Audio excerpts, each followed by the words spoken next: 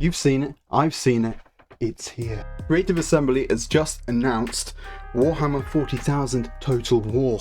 This is perfect personally for me because I never played Warhammer. I've always been a specifically Warhammer 40,000 player, and since I've been 9 years old, I've been playing both of these kind of games concurrently, and now they are the same. Warhammer 40,000 and Total War have coalesced, and it's the greatest thing that's probably happened all year in this hobby, can't lie.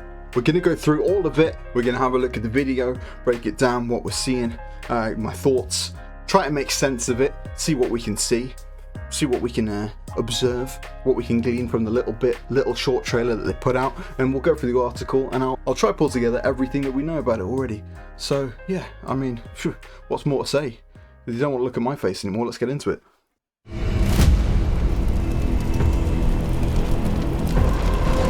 In the grim darkness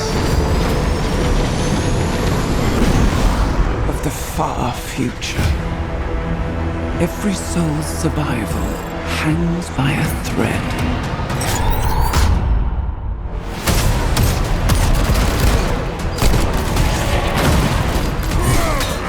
Okay, alright, well, we're presented with an amazing shot immediately. Obviously, nobody needed to really guess who was going to be the protagonists. Of course, it's going to be the Ultramarines and classic enemy in with the Orcs, and they're already showing you the amount of numbers that are being alluded to be included in the gameplay, so it's looking very good. I mean, what we want from 40k is big, huge battles with lots of people, lots of enemies to slay, and that seems to be what they're trying to present to us already in the opening shot. So yeah, let's crack on. Let's continue. It's looking very good so far. I think this is going to be good. Let's go. Continue.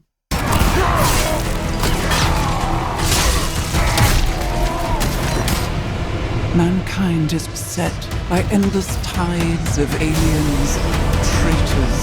Okay, we've got to pause on this because this is an amazing still right here. So you've got if this is indicative of the scale, and we all know, look, Total War is a game of scale, but look at the range of some of these potential engagement distances, and this is something that as soon as I heard it, this is what I kind of thought. I thought, well, okay, well, Total War is predominantly, obviously we've got the Napoleon stuff, has predominantly been melee focused, of course, because most of history, most of combat is melee focused in history, and so it kind of changes the dynamic when pretty much every single unit has capability for ranged, and it's a lot more dynamic than, say, Napoleonic era, when you've got lines of guys facing up against each other. It's kind of a lot more easier to gameplayify, if you know what I mean, gamify.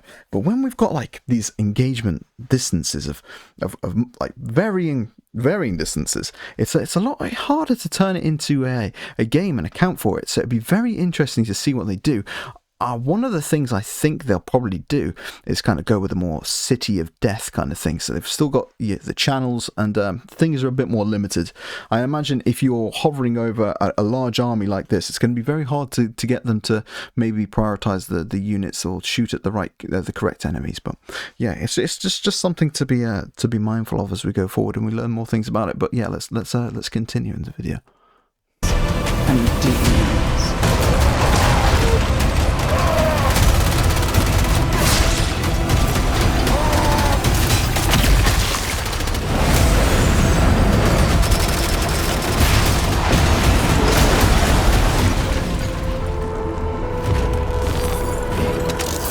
Across countless worlds, battles rage.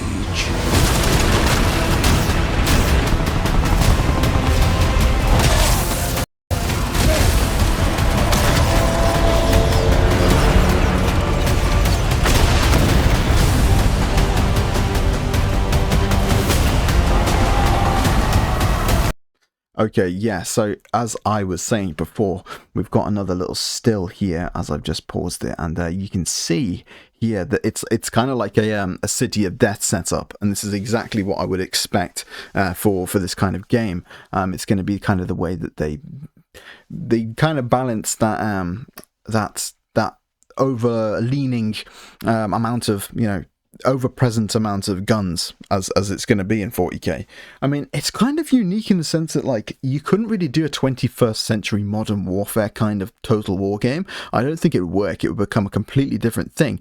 But because Warhammer is so, like, unrealistically leaned towards melee combat, I think it actually is gonna work. Obviously, we've got a stomper here, we've got loads of lads down there. It's looking very indicative of the stills and the camera that you're gonna actually see in the game. So yeah, it's great. I mean, I think this is shaping up to be very nice. There is a gameplay section at the end, so we'll keep watching and we'll dissect that as we get towards the latter end of this video. Okay, let's keep going.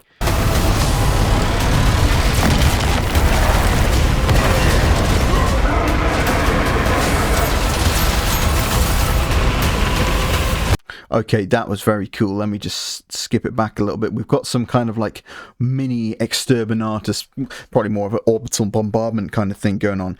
If that's not in the game, I'd be very, very, very I'd be very surprised. The opening scene there before, as it opened, we kind of saw the ships in orbit. I think we might see them again before the end of the video, the end of this clip. And I think there's going to be some kind of element of how, if you've got like ships in orbit, I could see them having some kind of like effect on the battlefield. It's kind of all kind of reminding me, I think they're going to go the way of the old Empire at War game. That's like Total War, but it was Star Wars. And that was a great game. I mean, these are the things that I grew up playing, so I think it's going to go that way, and if it does go that way, it's going to be perfect, because that game was very, very good, and it's looking to be shaping up in the same kind of way that game was. Lead your armies. Cadians on the floor there, that's expected. Worlds. Ultramarines and Cadians. Fight on as the galaxy burns. Big city of Deathscape there, that makes all sense. For there is no peace amongst the stars. There is only... Yes. Okay, let's just pause that right there. Okay, that's still there. That is very indicative of the old Empire at War games. The Star Wars one I was just alluding to. So I think that rather than it being settlement by settlement over countries that you would see in typical Total War games, I think it's going to be planet by planet, with each planet being like an individual like hive city that you battle over to control the entire planet. That would be my guess.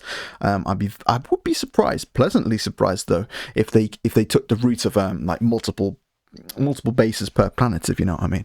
But yeah, it's looking to be like a kind of galactic conquest, almost like a Star Wars Battlefront 2 style planet hopping game, which is kind of like, well, that's what we expect really. So I love that little the melodictum in the middle there. I wonder if that's going to have some kind of gameplay value. Be very interesting. So yeah, let's keep going. War.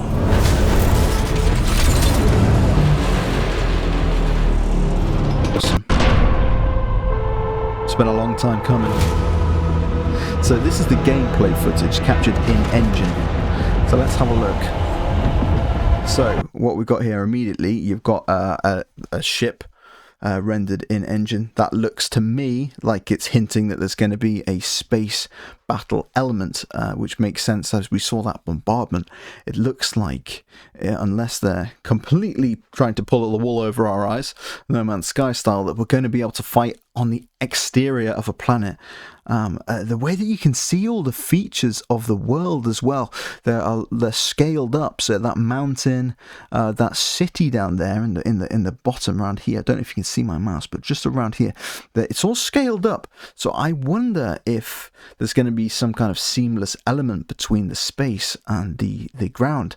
That would be very, very interesting if there is, and that would just be completely revolutionary for an RTS game, I believe. So yeah, very interesting. Let's keep going. Yeah, see, look at that. See, okay, this is either, well, it's in engine, so it's probably not purely cinematic. These drop pods are coming in from the ship there, so I wonder if that's going to be an element of the gameplay. Very interesting to see if there's some kind of blend between the simultaneous gameplay blend between the space battles and the ground battles. Okay, so let's just tack back to that. So yeah, you've got your kind of standard stuff going on. Very minimal looking UI at the bottom there. See if I can get that. I'm sorry that that bar's blocking it, but you can kind of see at the bottom we've got a very minimal looking UI, which is probably what you'd have to do in such a dynamic situation as Warhammer 40k would call for in this kind of game. Obviously, we've got those kind of typical insignias, floating cards above all the units, as you would typically imagine to be in a total war game. And yeah, as I kind of thought and alluded to, they are using as it appears right now, they're using a Cities of Death kind of layout, and that's what I would expect for this kind of thing. So we've got some units hopping into close range. Obviously, you've got your typical you can paint your army, as it were, whatever you like, so you can play all the different regiments, as it were, chapters rather. Very good. If it looks like that up close when you scrolled in, it's going to be a fantastic looking game. So yeah, I'm very interested to see how this plays, because it's one thing just looking at it like right now, but we really need to hear from somebody who's been hands-on. It looks like it's going to be a challenge, I think, maybe to keep up with the amount of shooting units here on screen. If you just look at where all the guns are, it's an awful lot to kind of keep your eye on, I think. So yeah, it's going to be something to think about. Yeah. I mean, they showed it again there. They showed that orbital bombardment from that ship. And I think they've shown that like 3 times. So I think this really is something to that. I do genuinely believe that there's going to be some kind of active orbital bombardment system. There's going to be literal connection physically via gameplay from the surface to space. So that's going to be very interesting to see how that all plays out, because I can't think of anything quite like that, to be quite honest. So yeah, and Sauron's tower over there in the corner, very cool.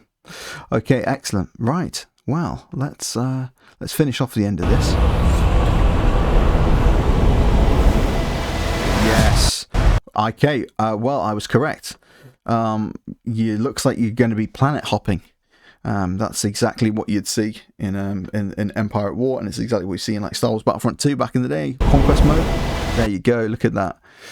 Yeah, it's exactly what you'd expect. And I imagine those are the lanes for your travel in between them and stuff like that. So yeah, this is going to be awesome. This is right up my street personally.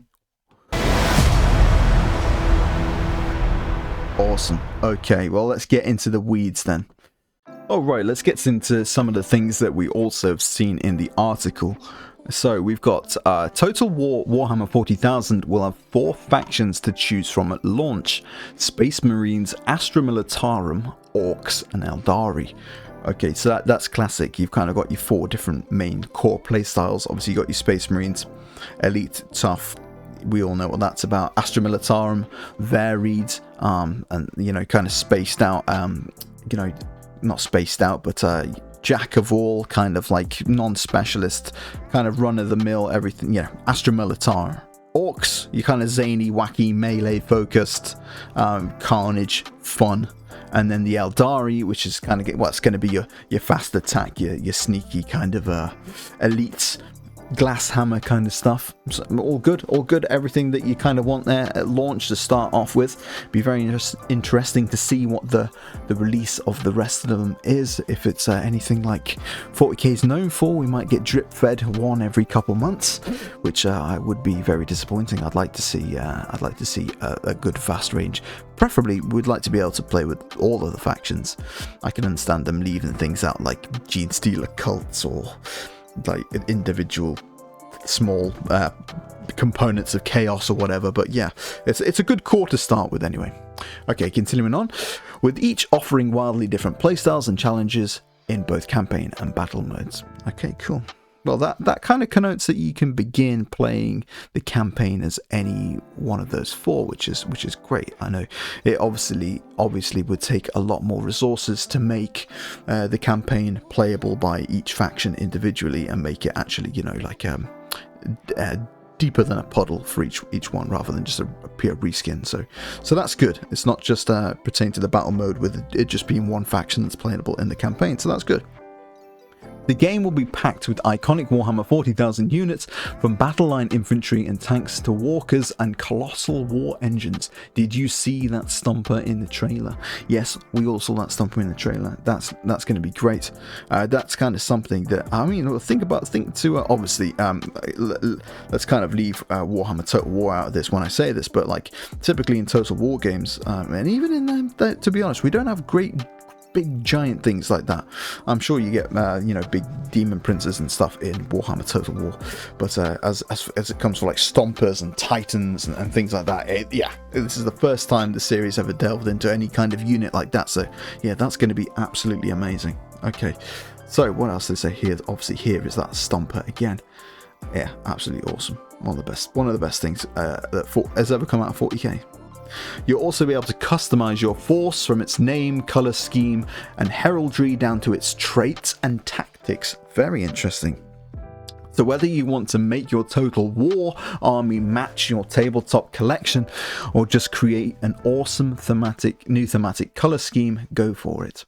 Game director Attila Mahaksi said, Warhammer 40,000 is a science fantasy setting without equal.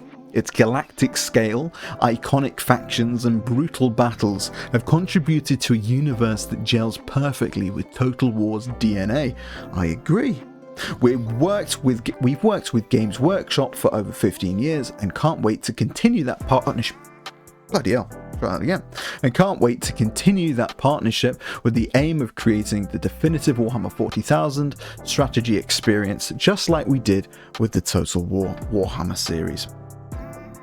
And it shows some more stills. Obviously these are the different kinds of customizations that you can do with your standard Ultramarine here, and then it's showing, I couldn't tell you what that is. That definitely looks made up to me.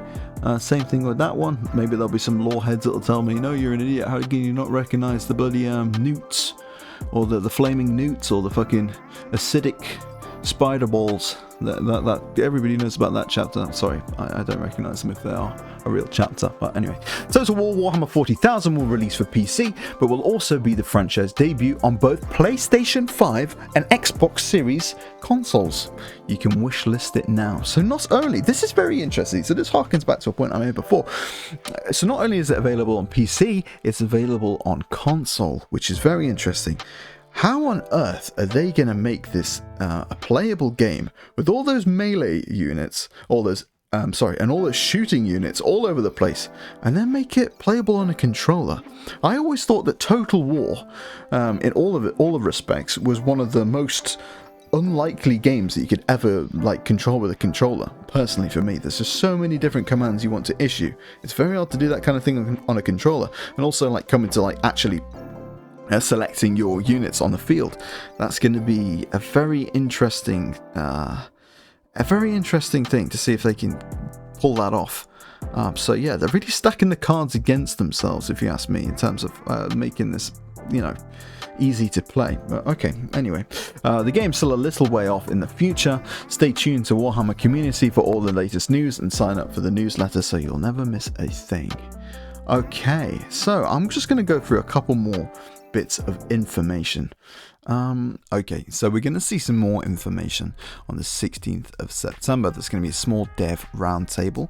It's not going to be a gameplay deep dive, but it will be their last update until the spring, and the spring's going to kick off with a proper campaign and battle gameplay look. So it's not that much further until we get a little bit more information. So that's going to be in the next 4 days. Hopefully, if this gets out tonight, it'll just be early next week. So yeah, that's sounding excellent. We're going to get a bit more information, and hopefully we'll do another video and break down what they come out with there.